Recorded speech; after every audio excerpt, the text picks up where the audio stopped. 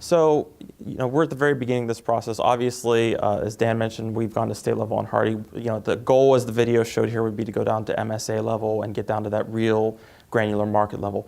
So, having that sort of data, what do you guys foresee the impact on your organizations? Why don't you start, Joanne?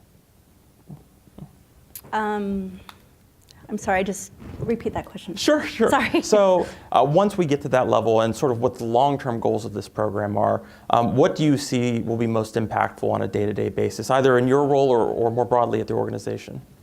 Well, we're going to be able to do those gap analysis. We're going to be able to bring it down to a local, regional area, like by zip code eventually when we have all the data in.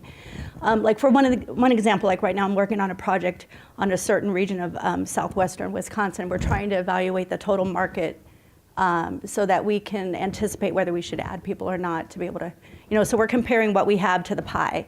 So this is going to be able to give me what does the pie look like? What is the size of the pie, and how much in order to gain more access to that, how many people do we need as far as adding additional salespeople? So that would be one practical example. Dave? Yeah, I think the benchmarking aspect of it is imperative, right? As the video showed it, everybody looks at their year-over-year performance. You can look at versus plan, but what if you had a bad plan, and what was the plan based on, right? And so having that ability to benchmark to see what is the entire size of the opportunity versus what we think it is. In a lot of cases, we might be right. We're probably in the right ballpark. But then where are we actually compared to what we think? Sometimes that's a little bit fuzzier. Sometimes we think we have all the information and maybe there's not everything. So I think that's an imperative part of it. And then getting down to, as we go to lower and lower levels of geography, of customer segmentation of product, one of the things we really look forward to is what is the cross-section of those, right? Because to the point Joanne was making, gap analysis depends on who should be getting the product that isn't, or where should this product be going that it isn't. And to know that, you need to understand what those cross-sections are of the segment with the product and the geography. So that looking forward, that's where I think a lot of the value will come in for us as far as the tactical piece. Wholeheartedly agree with both of those responses. So as we think about that, part of that value that we bring as distributors is bringing those technical experts in, and having access to this level of data will help us to see where we need to have those experts, right? So going back to allocating those resources, understanding that gap analysis and knowing where to invest and when to invest in those resources to really hold our market.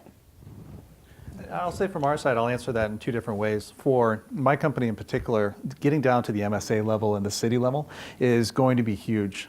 We have specific sales consultants, and our sales force is really designed by metro area. So being able to go down and identify for a specific metro area, what is our market share, what are the trends, going into like a Kansas City and being able to say, we actually sell very, very efficient units in Kansas City. We don't sell very many lower efficiencies compared to potentially the rest of the market. Well, while it's great to upsell and be able to sell the higher efficiency, maybe there's a market there that we're not taking advantage of for our over-the-counter brands. So something just that tactical by region is going to be powerful. And then the second piece of it, just as from a HARDI in particular, once you get down to the MSA level, the average distributor, at least in our industry, probably has one to three branches. It's relatively small. There are a lot of distributors that are out there. Getting down to the city level, I think will increase the participation and increase the amount of data that's coming in to be able to provide it. And getting more participation in that data, from my perspective, and this is kind of an ethos, but when distributors don't have data and they don't have information and they don't have metrics, they operate off of their gut. And that absence of knowledge oftentimes also comes with fear.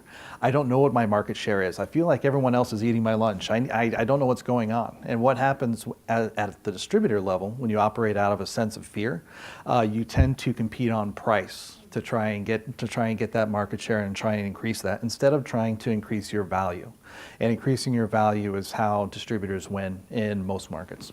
That's great. And then you touched a little bit on participation. You've been sort of with the HARDI program since the inception. What do you see as the key?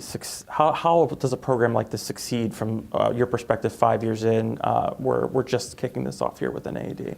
Sure. Having advocates certainly is the number one thing. Having well-respected people within the organization be able to be an advocate for the product, talk about the benefits, talk about the safeguards that are in place. A lot of our distributors are being smaller distributors. They don't share information lightly. So they need to be confident that it's secure and that it's safe. Also going out and being able to do demos, road shows, benchmarking with other friendly distributors. And that's really, I think, and also benefiting or demonstrating the value of the data, especially as you get down to that granular level, is going to be big. And then for smaller distributors, also showing it off as a BI tool. Many small distributors don't have systems that are sophisticated enough to be able to go in and do just the simple graphs that your website does, and that's a huge benefit. Joanne, how about you? What do you think that, is the most key factor to success of something like this, as starting from the beginning like this? Well, we absolutely need as maximum participation. So if we don't get the POS data from you guys, we're not going to be able to get down to the granular level that we want to.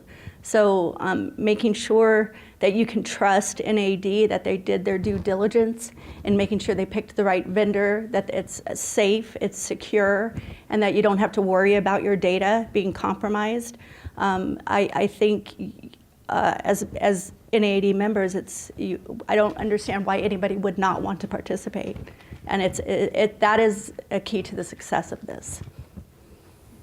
Dave, how about you? Yeah, I'll be a broken record. I think participation is definitely one of the key drivers, right? Because in any endeavor like this, if only 5 distributors participate, there's not a whole lot of value in it because you pretty much know most of that already, right? You can guess what the market sizes are for the couple that you're in with, and then also you're exposing yourself too much, right? You're exposing a lot of your information for very little return.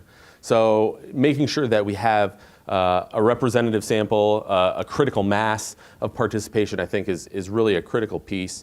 And then to the point of data security, I think that's a driver probably of participation for a lot of folks, because I mean the elephant in the room is what happened with Facebook, right? Cambridge Analytica has all the data, and one of the nice things I think about this process and this project is DNR does not own the data, but also they have zero authority to share any of that data. In fact, as we're trying to work this up, they can't even use data from manufacturers that they have access to without the express consent of those manufacturers. So there is zero avenues for them to validly share that data. So it is from that perspective, in addition to the technology and the encryption and so on and so forth, it is a pretty secure process, and we can feel comfortable about it. Shari, anything to add? I think the audience heard it this morning at the general session, a few times already here, but that participation really is key. I think earlier we talked about how pooling our data together, that we're all so reluctant to share sometimes, but pooling it to be able to gain those insights that we've never been able to have before, that's what's really going to get us the information that we're looking for. So participation is key. I think having NAED lead this program and own this data, I think that's key. We've never really had a tool like this made by distributors for distributors using our own data, so I think that's key.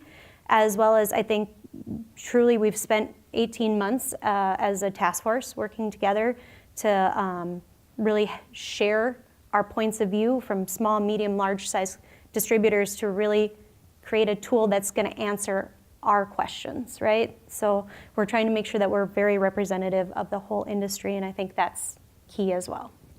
So talking a little bit about those conversations we've all been having for the past almost 2 years now, this is at the very beginning, but what would you see as sort of the long-term vision of something like this? What would you, as your organization, what would you like to get out of it, Shari? And As granular of data as possible. So as we talked about just with the participation, so we have very big visions of taking this tool and taking it down to the MSA level, right? We've never been able to get there before. Segmenting our customers that matches our industry, but also looking at all of our product categories in a way that we really haven't before either. So, but the way that we do that and continue to take it down more and more granular is making sure we have the right participation to be able to do that. Again, knowing that we are upholding security and confidentiality to the highest, the more participation we have, the more granular we can get, which means the more actionable insights we can truly get out of it. The more granular we would get, we can really see those next steps. They're gonna come, that insight and that knowledge is gonna be blatantly obvious for us as we go through our planning. Well, one of the things we're looking forward to is also getting rid of the other category. Yes. You know, I was going to say. we spent so much time, trying to work out exactly how do you get away from that, because everybody's got a different constituency, a different business model, different product sets, and the tool can't be everything to everybody. But on the other hand, if it's not most things to most people, it's not worth a whole lot either. And so we've talked a lot about how do we get rid of the other, and we have a lot of confidence that based on the process that they're using, the matching that they're doing, having brought in some folks with electrical distribution background who are retired and out of the industry to actually say, hey, this is exactly what this product is from what a distributor believes that it is, and we can get those slotted in the right buckets, that we can really reduce that volume of other to 5, 10, 15%. Ultimately, we want it to get as close to 100 as possible, but we feel pretty comfortable and confident that we'll be able to get there.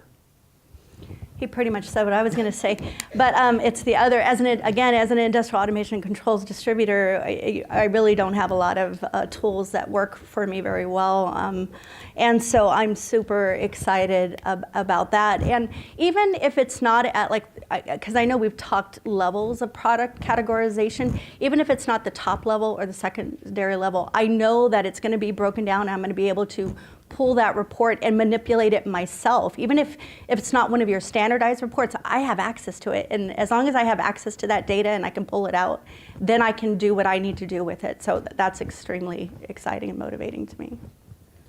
Well, and then for us, outside of the geographical drill downs, the additional categories and segmentation that we can look at in the tool is certainly going to be the next iterative step for us. Right now, we're looking at motor bearing units, so furnace, air conditioner, condenser, boiler, that type of thing. But that only represents, I think we send across 1,500 SKUs every month. But we have over 50,000 SKUs in our catalog. So next, looking at parts and accessories and start diving into those types of areas, I think is going to be next. Absolutely.